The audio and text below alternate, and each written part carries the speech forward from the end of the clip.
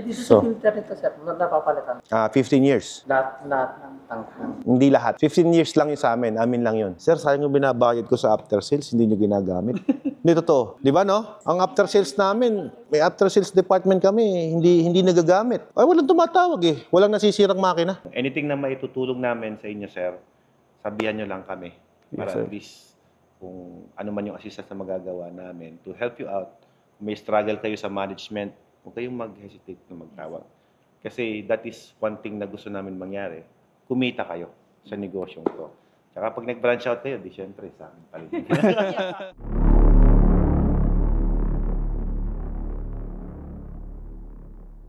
First name mo nga, sir? Bert. Alfred. Si Ma'am? Ma'am Glay at si Ma'am? Ma'am Manilin at si Sir? Michael po. Michael, taga Tugigaraw. Sila po ay taga Bukidnon. Malapit lang, sir. Malayo ba? Mindanao, sir. Mindanao pala yun? Akala ko Bukid lang eh. Ito talaga ang sinadya nyo rito. Thank you. Yung mga rusts, poisons, pesticides, napipilter po ba ng machine? Good question. Okay, dun muna tayo sa rust. Definitely, kayang-kaya natin tanggalin ng rust kasi malaki po yung molecule ng tubig na yan. Pesticide, poison, there are particular system na kaya magtanggal nun. Kasi hindi ko pwedeng sabihin na, kaya tanggalin ng system namin yan. Paano kung package 1, package 2, package 3 lang ang binili nyo? Ultrafiltration lang yon. Ito muna tayo. Tanong mo kasi, paano nangyayari? Di ba, service? So, ang tubig, sir, para malaman ko paano nangyayari, ang tubig, pag service na ganyan, papasok dito yung tubig, lalabas dito, di ba? Pagpasok niyan, ang mangyayari, mayroon strainer sa loob, parang ulan yan. Okay. Here's the strainer. Ito, nakalagay yan dyan. Okay? Ito, yung tubig dito dadaan sa gilid. Parang ganito yan. Galing doon, di ba? Parang ulan yan dito dadaan. Lahat ng dumi, for example, dumi, nalaglag dyan, hindi siya lulusot doon. Lahat ng dumi matatrap lang sa ibabaw. Cellphone siya, nilaglag dyan. Wala akong pamalit, sir. Ang lahat ng dumi may iwan dyan. Ngayon, pagpasok doon sa ilalim, may strainer pa yan. Isipin mo bago siya makapenetrate doon, dami niyang dadaan ng layer. Ganyan ka-sophisticated yung design natin. Ngayon, pag dumaan doon sa ilalim yan, sir, papasok yan sa loob nito. May strainer ulit doon. At dito naman lalabas sa butas na to. Bago siya pumunta dito. Ganun siya gumagana. Imagine mo, lahat ng dumi nandyan. Ngayon, paano naman nangyayari kapag yung tubig mo naman, nag-backwash ka?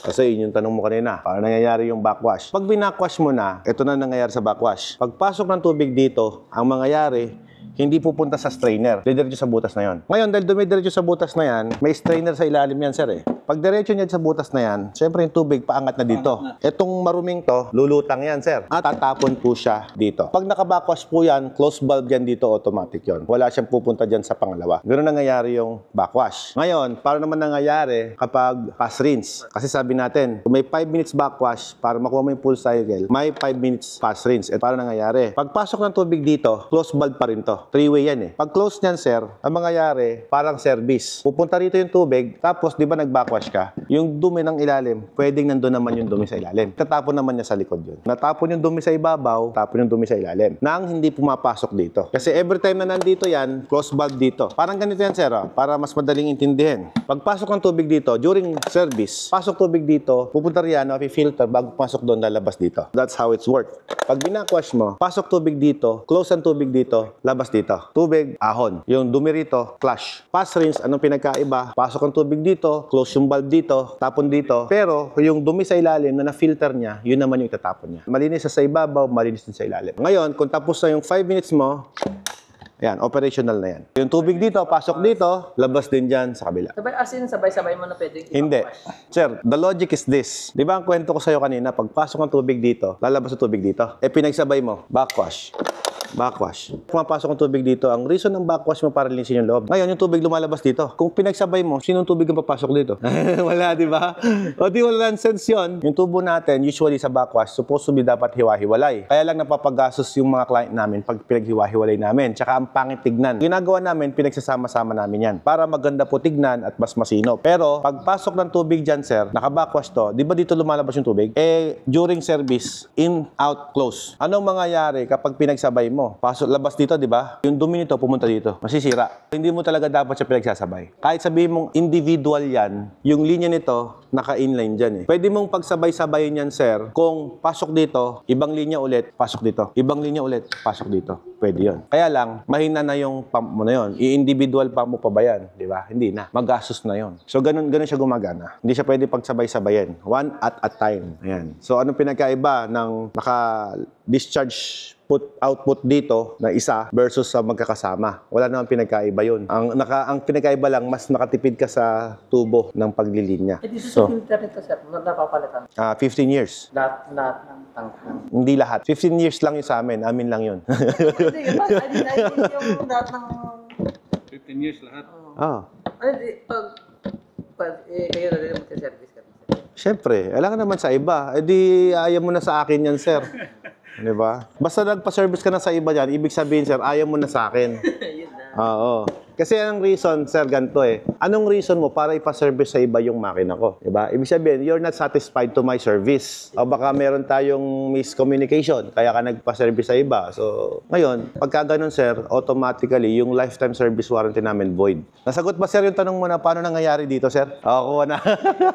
Yun lang eh. Ako sa paningin ko yung rinse. Hindi, sa Tagalogin na lang natin, yung backwash, ayun yung nagwa-washing. Sasabon ba?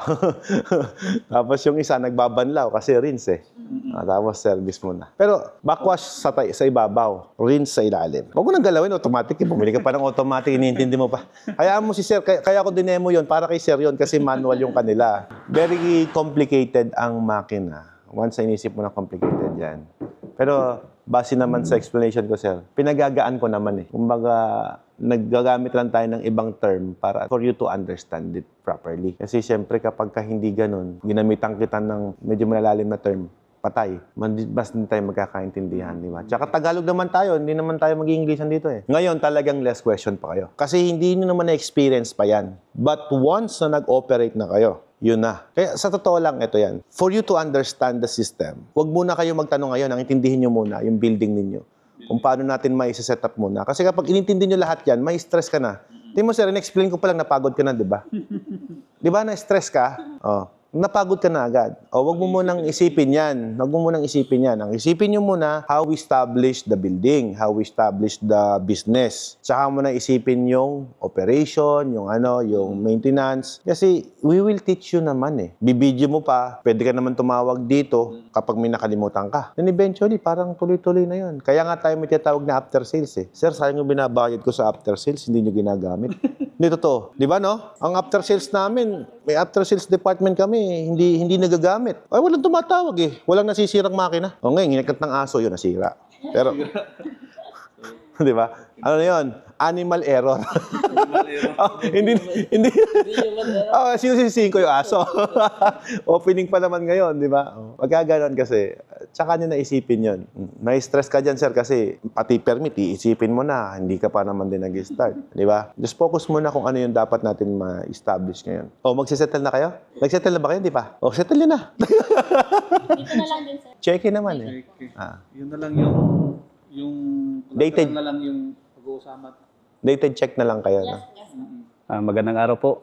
Kami po ang mag-asawang si Bert at saka si Glyce Lito. Kami po ay galing Malay-Balay, Bukidnon, from Mindanao. Watermax kasi, natikman ko itong tubig nila doon din sa amin. Talagang masarap at saka pinupuntahan talaga ng mga tao. Kahit na hindi sila ganun wala silang ganong delivery, talagang pinupuntahan sila. At nung natikman ko, yun nga, sarap. Dinadayo talaga. Kahit na hindi sila masyadong nagdi-deliver. At hindi ganong accessible yung area nila, hindi daanan, pinupuntahan talaga ng tao. Doon ako na-curious. Yun na nga, napanood ko yung mga videos ni Sir Alfred at doon ko na pag-isipan na dito talaga ako kukuha ng tubig. Kasi alam kong ang tubig nila, ang machine nila is talagang quality.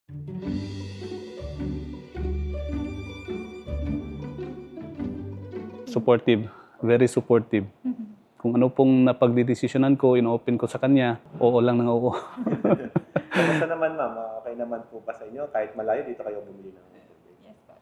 Sulit yung experience? Sulit yung experience. Actually, sir, first flight po namin, naka-experience sumakay ng plane and business agad. Then we have 3 kids po, then maliliit pa po. So that's why we all out na po yung plano namin mag-business for the future po. That's why we choose Watermax.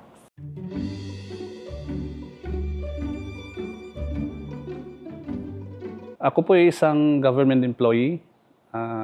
Ngayon po ako ay nasa Valencia City Government. Ito po naman misis ko, siya po ay teacher. 6 years po in teaching. Then siya po is how 12 10 years? 10 years.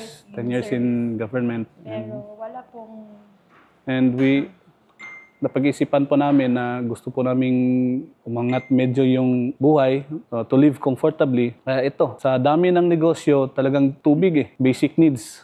Kaya kami magne-negosyo kasi gusto po naming maging financially stable para po sa mga kids. para sa future namin.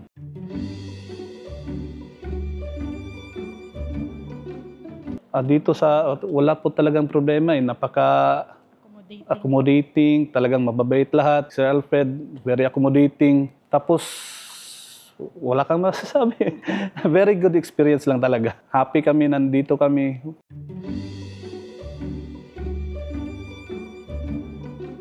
Sulit na sulit po talaga. From the moment na we arrived outside, yung mga gwardiya, sinalubong na kami, sir, dito kayo.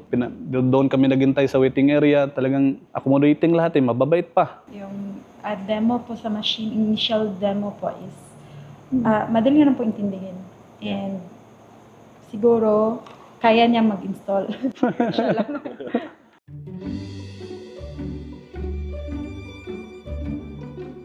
We are planning to put up this water refilling station sa Malaybalay, Bukidnon. It will be named Boysol Purified Drinking Water powered by Watermax, ang pambansang tubig. At sa mga future na pupunta dito, huwag kayong mag-alangan. Punta kayo agad dito. Talagang makukuha at masasagot yung lahat ng mga katanungan nyo. And yun lang.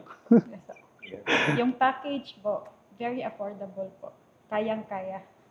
Sir, thank you so much for choosing Watermax Enterprises. Thank you din po, sir. And, looking forward ako na lumakas po yung business natin.